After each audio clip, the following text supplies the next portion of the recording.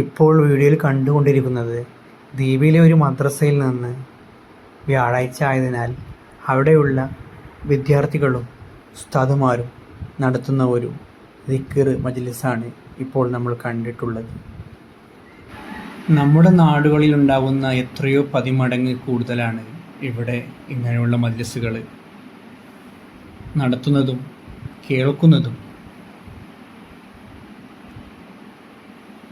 നമ്മുടെ നാട്ടിൽ നിന്ന് വ്യത്യസ്തമാക്കുന്നത് ദ്വീപിൽ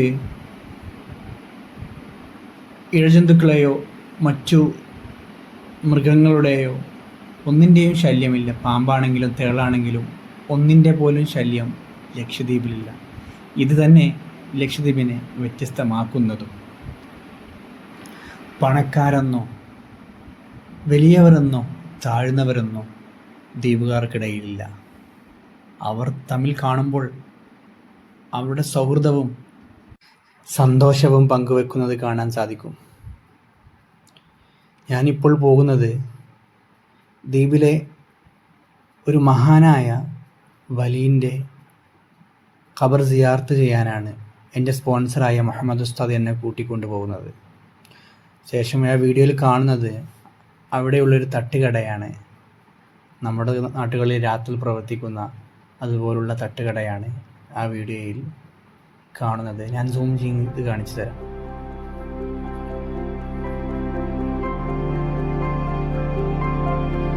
ഇതാണ് ഇവിടെയുള്ള ഒരു തട്ടുകട.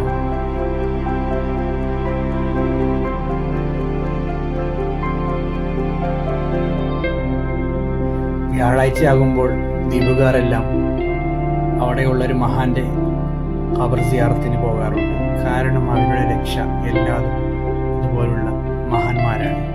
ചുറ്റും കടലാണെന്ന് നമുക്ക് എല്ലാവർക്കും അറിയാം. ചെറിയൊരു മഴ പെയ്താൽ തകർന്നു പോകുന്ന നമ്മുടെ നാടിനെ കുറിച്ച് ഓർക്കുമ്പോൾ ചുറ്റും കടലുള്ളതിനാൽ പ്രകൃതി എത്ര ശോഭിക്കുമെന്ന് ചിന്തിക്കേണ്ടതുണ്ട്.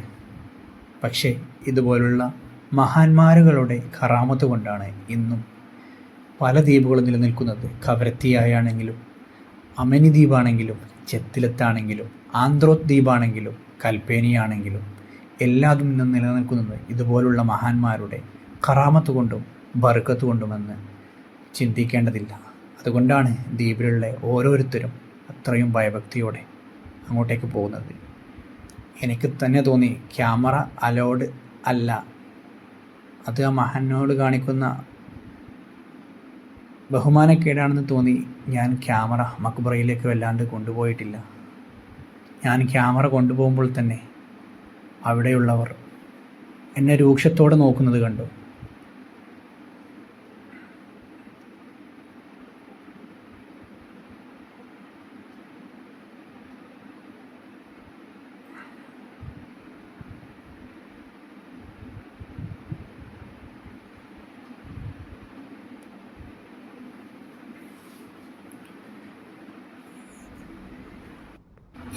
ഇരിപ്പിടം പോലെ മാറ്റിയിരിക്കുന്ന ആ വെള്ള കളറുള്ള സ്ഥലം ഇത് മഹാനവറുകൾ ഇരുന്ന സ്ഥലമാണ്.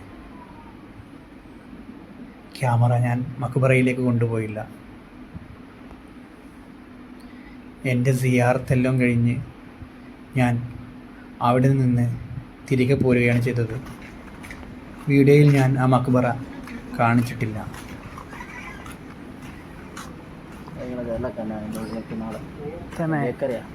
അമ്മ പറഞ്ഞാൽ കേൾക്കണേ ഇല്ലല്ല, ഇവിടെ നാട്ടിൽ തന്നെ പണിക്ക് നിൽക്കുക. പിന്നെ എൻ്റെ കൂട്ടുകാർ എൻ്റെ വീഡിയോ മാക്സിമം ഷെയർ ചെയ്യണം, അതുപോലെ സബ്സ്ക്രൈബേഴ്സിന് ഉണ്ടാക്കി തരണം. ഒരുപാട് പേര് കാണുമ്പോഴേ ഉള്ളൂ വീഡിയോ ചെയ്യാനും അത് കണ്ടിന്യൂ ചെയ്യാനും താല്പര്യം ഉണ്ടാവുക. അതുകൊണ്ട് മാക്സിമം വ്യൂവേഴ്സിനെ കൂട്ടിത്തരിക. ഇത് ഞാൻ വീണ്ടും സിയാറത്തെല്ലാം കഴിഞ്ഞ് എനിക്ക് ഭക്ഷണം കഴിക്കാൻ ഒരു ഭക്ഷണ സ്ഥലത്തേക്ക് പോവുകയായിരുന്നു. ഇന്ന് അവിടെ അത്രയും സ്ഥലത്തെല്ലാം കഴിഞ്ഞ് ഇനി വേറൊരു വീട്ടിൽ യാസീനോത്ത് ആഴ്ചകളിൽ ഓരോ വീടുകളിൽ ഉണ്ടാകുന്ന യാസീനോത്ത് എന്നാണ് മുഹമ്മദ് ഉസ്താദിനോട് പറഞ്ഞത്.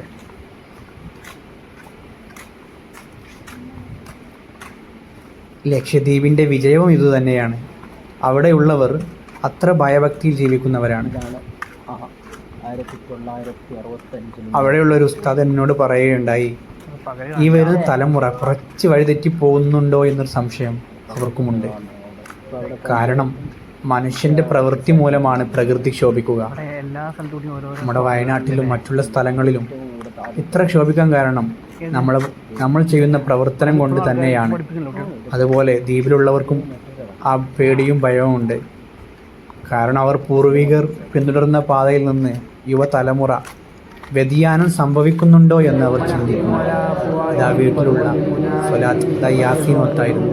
അത് ഞാൻ ഈ വീഡിയോയിൽ പകർത്തി.